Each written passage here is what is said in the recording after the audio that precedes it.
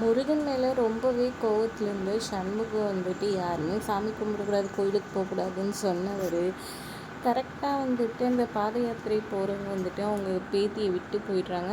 அப்புறம் அந்த குழந்தைய கூட்டிகிட்டு போய் விடும்போது வந்துட்டு கரெக்டாக வெங்கடேஷனை பார்க்குறாங்க. வெங்கடேஷன் தன்னை காப்பாற்ற சொல்லியும் அறிவு பற்றின உண்மை எனக்கு தெரியும், அது கண்டிப்பாக சொல்லி ஆகணும், அவனை காப்பாற்றணுன்ற மாதிரி சொன்னதையும் வந்துட்டு கேட்டுட்டு கொண்டு போய் ஹாஸ்பிட்டலில் சேர்க்குறாங்க. பரணியும் ட்ரீட்மெண்ட் பார்த்து அவருக்கு வந்துட்டு கொஞ்சம் கொஞ்சமாக கான்ஷியஸ் வருது. அப்போ வந்து போய் முருகன்கிட்ட கடவுளே நீ தான்ப்பா காப்பாற்றிட்ட, எனக்கு ஒரு வழியும் காப்பாற்றிட்டேன்ற மாதிரி வேண்டிக்கிறாரு. கரெக்டாக வெங்கடேஷனுக்கு கான்ஷியஸ் வந்தது.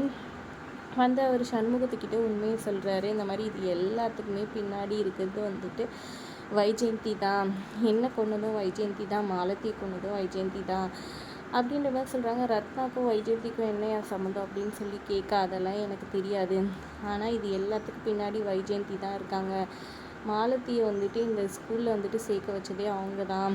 ஸ்கூலுக்கு வந்த பல வந்துட்டு அப்ளிகேஷன் எல்லாத்தையும் வந்துட்டு போஸ்ட்டில் வந்தது எல்லாத்தையும் வந்துட்டு வாங்கி கிழிச்சு போட்டு மாலத்தியோட அப்ளிகேஷன் மட்டும் ரத்னா கிட்ட சேர்க்குற மாதிரி செஞ்சதும் வைஜெயந்தி தான் அப்படின்ற மாதிரி சொல்கிறாங்க. அதை கேட்டோன்னே செம்ம ஷாக்காயிடுறாரு சண்முகம்.